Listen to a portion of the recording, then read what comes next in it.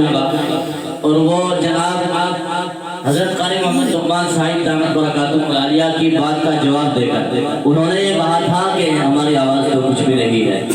वाकईतन वो आवाज़ थी कि जिसने दिलों को झिझोड़ा, दिलों को तोड़ा जब वो गए यहाँ से, पेशानियों पर उभरने वाली सलवटों ने यूं निदाई दी कि ये कौन था किसने बखेरी थी मस्तियाँ, ये कौन था किसने बखेरी थी मस्तियाँ, हर जर्रा सहने बाग का सागर बदोश था। ये निदाई दी थी। उन्होंने कहा कि हमारी आवाज़ तो कुछ भी नहीं है। वाकईतन जब से वो गए हैं दिल मायूस है, उदास है। कितनी बेहतरीन आवाज़ थी। बल्कि मैं तो यूँ कहने वाला था कि कितना दर्द है जालिम तेरी आवाज़ में, लेकिन कहा नहीं। चलिए आज़ीज़ान गिराम कदर, अब मैं बिना किसी ताख़ीर व तबदील के जनाब भाई मोहम्मद शाहिद खड़े होंगे, उनसे दरख्वास्त गुजार हूँ। अव्वल तो आप ये सुनिए, यूँ कहा जाता है, यूँ सोचते हैं कि सिर्फ कुर्ते पायजामे वाले ही नात गुनगुनाते हैं। उसका भी जवाब इसके अंदर है कि जिसका जो काम है जचता है उसी पर लेकिन, जिसका जो काम है जचता है उसी पर लेकिन मेरे सरकार की शफ़क़त ने यही हिम्मत दे दी कि हस्साद को मिंबर पे जगह आता ने नात गोई की ज़माने को इजाज़त दे दी। जनाब भाई मोहम्मद शाहिद पैरों के तशरीफ लाए और जो उनके पास अशार है वो गुनगुनाएं।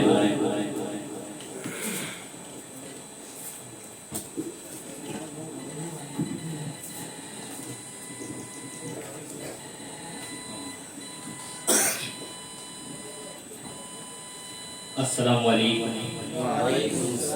सबसे पहले तो मैं आप सब लोग को मुबारकबाद देना चाहता हूँ कि जैसा माहौल चल रहा है, उर्दू जबान को ख़त्म करने के लिए साजिश रची जा रही है, लेकिन आप हजरात यकीनन मुबारकबाद के हकदार हैं कि आप उर्दू जबान को जिंदा रखे हुए हैं। और मैं अल्लाह से दुआ करता हूँ कि आप लोग यहाँ से उभर कर मेरठ ही नहीं, आपकी आवाज़ पूरे देश के अंदर जानी चाहिए, ताकि लोगों को पता चले कि हमारी उर्दू जबान ना खत्म हुई है और ना खत्म होगी इंशाअल्लाह।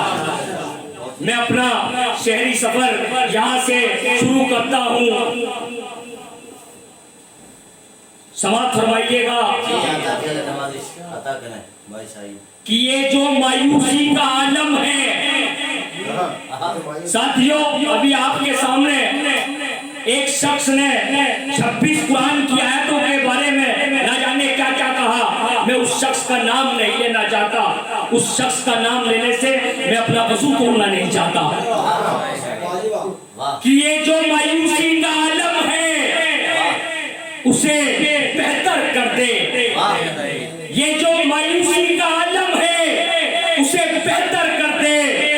मेरे दामन को मेरे खून से ही तर कर दे, मेरे दामन को मेरे खून से ही तर कर दे। और जिसने मेरी पुराने मजीद की तौहीन की है, जिसने मेरे पुराने मजीद की तौहीन की है, मेरे खुदा उसके चेहरे को खंजीर से भी बदतर कर दे। मेरे खुदा उसके चेहरे को खंजीर से भी बदतर कर दे। नारायण तकबीर, नारायण तकबीर, नारायण तकबीर। भाई शाहिद एडवोकेट, अज़मत कुरान, अज़मत कुरान, अज़मत सहाबा, नारायण तकबीर। कि अपने सियासी महलों की तामीर के लिए, अपने सियासी महलों की तामीर के लिए इस मुल्क के वकार को नीलाम कर दिया। समझ फरमाइएगा कि अपने सियासी महलों की तामीर के लिए इस मुल्क के वकार को नीलाम कर दिया। और कुछ सरफिरों ने हुक्मे अदालत न मानकर भारत के संविधान को बदनाम, भारत के संविधान को बदनाम दिया। और साथियों, मैं ये कहना चाहता हूँ आपकी जबान के अंदर इस्लाम का ये दर्स है कि ईमान पर चलो। इस्लाम का ये दर्स है। तमाम हिंदुस्तान की ये मदारिस जो है हमारे हिंदुस्तान का एक शिक्षा का ढांचा है। मेरे एक साथी शायर ने कहा था कि कभी अजूद लिखता है, कभी माजूद लिखता है, कभी अजूद लिखता है, कभी माजूद लिखता है। वो जालिम मदरसे की मिट्टी को बारूद लिखता है। वो जालिम मदरसे की मिट्टी को बारूद लिखता है।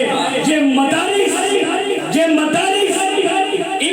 अमनो अमन की तालीम देते हैं, जहाँ पैदा कभी भी आतंकवादी नहीं हो सकता। मैं यहाँ से कहना चाहता हूँ कि इस्लाम का ये दर्स है कि ईमान पर चलो। इस्लाम का ये दर्स है कि ईमान पर चलो। खुदा के हुक्म यानी कुरान पर चलो। खुदा के हुक्म यानी कुरान पर चलो। इस्लाम का ये दर्स न भूलेंगे हम, कभी पीछे नहीं हटेंगे। ये अपने कदम की आजाते हैं तेरा चुकाएंगे कसम। पहले भी हमने तेरे लिए सर कटाए हैं, पहले भी हमने जंग के परचम लहराए हैं। फिर वतने सरजमी हमें बुला कर दे, जब वक्त इम्तिहा हो हमें अस्मा कर दे। तैयार हम मिलेंगे शहादत के वास्ते और दे देंगे जान तेरी हिफाजत के वास्ते। दे देंगे जान तेरी हिफाजत के वास्ते। और साथियों, ये कुछ लोग ऐसे हैं जो हम लोगों के अंदर न जाने कैसा रस घोल रहे हैं, हमें हिंदू मुसलमान में बांटने की कोशिश कर रहे हैं, ये हमें मुद्दों से भटकाने की कोशिश करते हैं। लेकिन मैं आप लोगों से ये भी गुजारिश करना चाहता हूँ, एक हमारे बीच के अंदर एक नासूर पैदा हो चुका है। उस नासूर का नाम है बिरादरीवाद। ये बिरादरीवाद हम लोगों में खत्म होना चाहिए कि मैं कुरैशी, ये अंसारी, ये सैफी, ये अलवी। यारो, ये हमें बांटने की साजिशें हैं। यारो, ये हमें बांटने की साजिशें हैं कि रहेगी कब तक इस देश में हैवानियत, रहेगी कब तक इस देश में हैवानियत हुई, रहेंगे कब तक ये मजहबों के नाम पर झगड़े, कभी आगाज पे झगड़े, कभी अंजाम पे झगड़े, कभी आगाज पे झगड़े, कभी अंजाम पे झगड़े। गुंबदे मंदिर की हो या हो मस्जिद की मीनारा, गुंबदे मंदिर की हो या हो मस्जिद की मीनारा, ये सब तामीर हो जाएंगे इस धरती पर दोबारा। मगर इंसान मरकर फिर से जिंदा हो नहीं सकता। मगर इंसान मरकर फिर से जिंदा हो नहीं सकता। जो दामन चल गया है उसका साया हो नहीं सकता। खुदा के वास्ते अब होश में आ जाओ दीवानों। पड़ोसी का जो बच्चा है उसे अपना बिसर जाओ। उठो, उठकर तासुब के चरागों को बुझा डालो। हमेशा के लिए मजहबों के झगड़ों को मिटा डालो। उठा लो नौजवानों, फिर अहले वतन का परचम, खुशी के फूल बिखरा दो, ना रहे कहीं भी गम। तुम्हें मिलजुल कर इन काली घटाओं को मिटाना है। तुम्हें को फिर से भारत का पत्थर चढ़ाना। शुक्रिया। जय हिंद, जय भारत।